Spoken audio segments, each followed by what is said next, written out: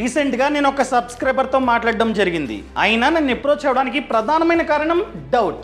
ఆయనకు ఉన్నటువంటి డౌట్ మీలో చాలా మందికి ఉండొచ్చు. నేనైతే మంచి ఆన్సర్ ఇచ్చా. అతను చాలా అంటే చాలా హ్యాపీగా ఫీల్ అయ్యారు. సో ఆ డౌట్ మీలో చాలా మందికి ఉంటుందనే ఉద్దేశంతో నేనైతే అతనికి ఏదైతే సొల్యూషన్ ఇచ్చానో దాన్ని వీడియో రూపంలో నేను షూట్ చేస్తూ ఉన్నాను అనమాట. అర్థమైందా అండి? సో ఈ వీడియోని లాస్ట్ వరకు చూడండి. అండ్ అతని డౌట్ ఏంటంటే, నేను రీసెంట్గా ఒక ల్యాండ్ని అమ్మేసా. ల్యాండ్ని అమ్మడం వలన 30 lakhs నాకైతే క్యాష్ వచ్చింది. సో ఈ 30 lakhsలో 15 lakhs నేనైతే 5 yearsకి ఇన్వెస్ట్మెంట్ చేద్దాం అనుకుంటున్నా. ఎందుకంటే 5 years తర్వాత నేను ఈ డబ్బుని డౌన్ పేమెంట్ రూపంలో కట్టి హోమ్ లోన్ తీసుకుని ఇంటిని కొనుక్కుంటా అని చెప్పారు. సో ఈ డబ్బు సేఫ్గా ఉండాలి అంతే కదా. 5 years తర్వాత ఈ డబ్బు చెక్కు చెదరకుండా ఆయనకి వెనక్కి రావాలి. అండ్ ఆయన చెప్పిన కండిషన్ ఏంటంటే 5 years పాటు పెట్టుబడి పెడతా, నా డబ్బు సేఫ్గా ఉండాలి, కానీ ఈ డబ్బు మీద ఎంతైతే వడ్డీ జనరేట్ అవుతుందో ఆ వడ్డీ ప్రతి మంత్ నా బ్యాంక్ అకౌంట్లో పడాలి అని చెప్పారు. సో నేనైతే మంచి స్కీము చెప్పా. ఈ స్కీమ్ ద్వారా ఈ 5 years పాటు మంత్కి ఇంత అని చెప్పి టోటల్గా ఈ 5 yearsలో ఇంత డబ్బు ఆయన బ్యాంక్ అకౌంట్లో పడుతుంది. ఎంతైతే అసలు ఉందో ఈ అసలు 5 years తర్వాత వెనక్కి అయితే వస్తుంది, ఒక్క రూపాయి కూడా కట్ అవ్వకుండా. సో అతను ఈజీగా డౌన్ పేమెంట్ కట్టి ఇల్లు కొనుక్కోవచ్చు. ఇదొక అడ్వైస్. అదేవిధంగా ఇంకొక 15 lakhsని అతను ఏమన్నారంటే 5 years కాదండి, కావాలంటే 10 years పాటు పెట్టుబడి పెడతా, నాకు ఎటువంటి ట్యాక్స్ బెనిఫిట్ కూడా అవసరం లేదు అంతగా. సో ఈ 10 years పాటు ఈ డబ్బు మీద ఎంతైతే వడ్డీ జనరేట్ అవుతుందో ఆ వడ్డీ కూడా ప్రతి మంత్ నా బ్యాంక్ అకౌంట్లో పడాలి అని చెప్పారు. సో నేను ఇంకొక స్కీమ్ చెప్పా, ఇన్వెస్ట్మెంట్ ఆప్షన్. సో అక్కడ ఈ 15 lakhs డిపాజిట్ చేయడం వలన అతనికి 10 years పాటు మంత్కి ఇంత అని చెప్పి టోటల్గా ఈ 10 yearsలో ఇంత వడ్డీ అతని బ్యాంక్ అకౌంట్లో పడుతుంది, రిటర్న్ పడుతుంది. అండ్ అతని అసలు ఏదైతే ఉందో అది 10 years తర్వాత ఇంతగా మారుతుంది. 15 lakhs కాస్త 32 lakhs అవుతుంది. ప్లస్ అలా పెరగడంతో పాటు ఇది మంత్లీ కట్ అవుతూ ఉంటుంది. కట్ అయ్యి అతని బ్యాంక్ అకౌంట్లో పడుతుంది. ఇన్వెస్ట్మెంట్ ఆప్షన్ నుండి కట్ అయ్యి అతనికి వచ్చేస్తుంది. ఇది కాకుండా అసలు ఇంతగా మారుతుంది. సో టోటల్గా అతనికి ప్రతి మంత్ పడే డబ్బు ఈ 10 years పాటు అతనికి టోటల్గా ఇది అంతా కలిపి ఇంత అతని బ్యాంక్ అకౌంట్లోకి వస్తుంది. ఈ 10 years పాటు మంత్కి ఇంత అని చెప్పి. So max to max monthly ఒక 20,000 అనుకోవచ్చు. అర్థమైందా అండి? అండ్ ఏదైతే అసలు ఉందో అసలు చివరికి ఇంతగా మారుతుంది. సో 30 lakhs కాస్త ఇంత అవుతుంది 10 years తర్వాత. అండ్ ఈ 10 years పాటు మంత్కి ఇంత అని చెప్పి ఇంత డబ్బు అతని బ్యాంక్ అకౌంట్లో పడుతుంది. అదేంటో అర్థం కావాలా? అయితే ఈ వీడియోని లాస్ట్ వరకు చూడండి. అంతేకాకుండా ఇంతవరకు ఈ ఛానల్ని సబ్స్క్రైబ్ చేసుకోకపోతే ఇప్పుడే సబ్స్క్రైబ్ చేసుకోండి. నేను మీ కౌశిక్ మరిడి. సో అతను ల్యాండ్ అమ్మగా 30 lakhs క్యాష్ వచ్చింది. ఈ 30 lakhsని ఇన్వెస్ట్మెంట్ చేద్దాం అనుకుంటున్నాడు. అందులో 15 lakhs వచ్చేసి 5 yearsకి చేద్దాం అనుకుంటున్నాడు. వడ్డీ ప్రతి మంత్ పడాలి. 5 years తర్వాత ఈ డబ్బు చెక్కు చెదరకుండా వెనక్కి రావాలి. ఎక్కడ ఇన్వెస్ట్మెంట్ చేస్తే బెటర్?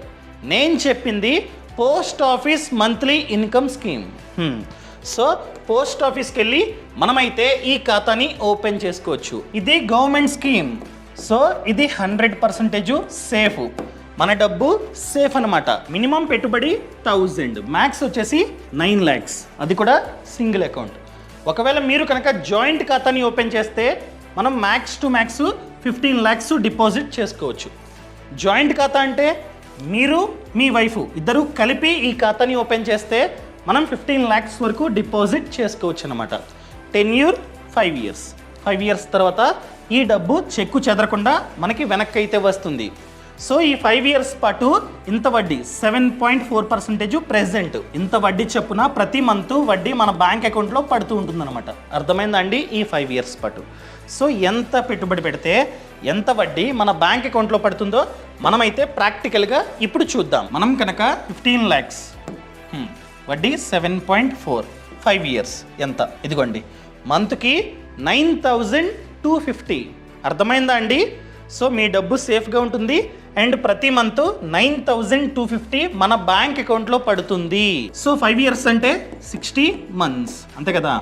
సో మంత్కి 9,250 ఇంటూ 60 5,55,000 ఇంత వడ్డీ మనకైతే వస్తుంది. క్లియర్. అండ్ రిమైనింగ్ 15 lakhsని 10 yearsకి మనమైతే ప్లాన్ చేసుకోవాలి. సరే, ఎక్కడ ఇన్వెస్ట్మెంట్ చేస్తే మంచిది? నన్ను అడిగినట్లయితే మనకి 10 years టైం ఉంది కాబట్టి ఈక్విటీ కూడా డైరెక్ట్గా వద్దు, మీకు అంత నాలెడ్జ్ లేకపోతే మ్యూచువల్ ఫండ్స్. సో మ్యూచువల్ ఫండ్స్లో కూడా ఒకేసారి 15 lakhsని డిపాజిట్ చేయకండి, మీరు డైవర్సిఫై చేసుకోవాలి. ఎలా? ఫర్ ఎగ్జాంపుల్ లార్జ్ క్యాప్ ఫండ్లో కొంచెం, స్మాల్ క్యాప్లో కొంచెం, ఈఎల్ఎస్ఎస్లో కొంచెం, ఎందుకంటే ట్యాక్స్ని మనమైతే ఆదా చేసుకోవచ్చు. అనగా సెక్షన్ 80C వర్తిస్తుంది. అర్థమైందా అండి? సో కాస్త ఈఎల్ఎస్ఎస్ ఇలా ప్లాన్ చేసుకోండి. ఎగ్జాంపుల్గా లార్జ్ క్యాప్లో ఎగ్జాంపుల్గా ఒక 4 lakhs, మిడ్ క్యాప్లో 4 lakhs, అదే స్మాల్ క్యాప్లో 4 lakhs అండ్ ఈఎల్ఎస్ఎస్ ఎందుకంటే సెక్షన్ 80C వర్తిస్తుంది. ట్యాక్స్ని మనమైతే ఆదా చేసుకోవచ్చు. ఇందులో ఒక 3 lakhs. ఈ విధంగా ప్లాన్ చేసుకోండి. కావాలంటే లార్జ్ క్యాప్లో కూడా ఒకే ఫండ్ కాకుండా ఈ 4 lakhsని ఒకే ఫండ్లో కాకుండా కావాలంటే 2-3 fundsలో డైవర్సిఫై చేసి మీరైతే పెట్టుబడి పెట్టండి. ఇక్కడ కూడా అంతే 2-3. అర్థమైందా అండి? ఇలా డైవర్సిఫికేషన్ చేయడం వలన పోర్ట్ఫోలియో బాగుంటుంది. ఫర్ ఎగ్జాంపుల్ నేను కూడా బాగా డైవర్సిఫై చేసేసా. నా పోర్ట్ఫోలియో ప్రెజెంట్ అయితే 30% రిటర్న్ని జనరేట్ చేస్తూ ఉంది బికాస్ ఆఫ్ దాట్. ఇలా ప్లాన్ చేసుకోండి. సరే, బాగానే చెప్పారు. 15 lakhs తీసుకెళ్ళి ఒకేసారి మేమైతే డిపాజిట్ చేస్తాం. కానీ ప్రతి మంత్ డబ్బు మా బ్యాంక్ అకౌంట్లో ఎలా పడుతుంది? ఎలా అంటే ఈ ఫీచర్ SWP అనగా సిస్టమాటిక్ విత్డ్రావల్ ప్లాన్. అర్థమైందా అండి? SIP అంటాం, అంటే మంత్కి ఇంత అని చెప్పి డిపాజిట్ చేస్తూ ఉంటాం.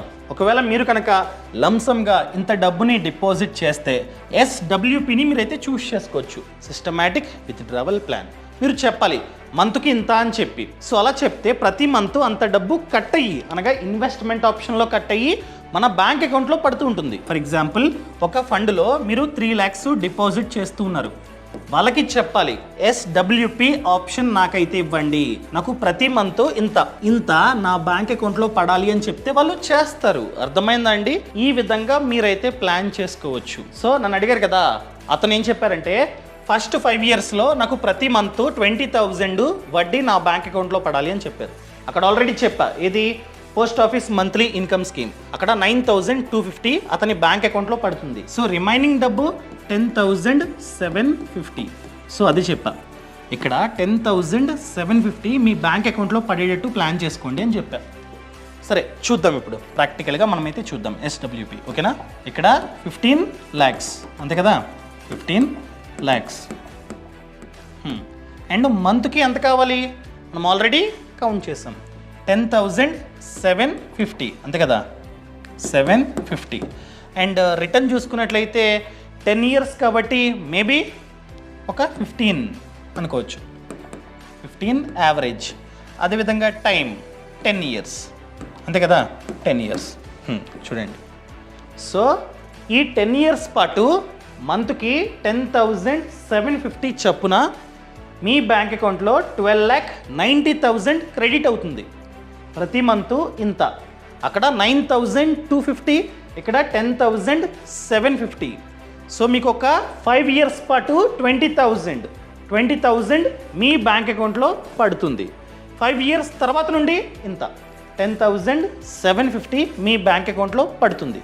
సో టోటల్గా దీని ద్వారా మ్యూచువల్ ఫండ్ ద్వారా మీకు ఇంత 12,90,000 మీ బ్యాంక్ అకౌంట్లో పడుతుంది. అండ్ మీరు టోటల్గా 15 lakhs ఇస్తారు కదా, ఇదిగోండి 15 lakhs డిపాజిట్ చేస్తారు.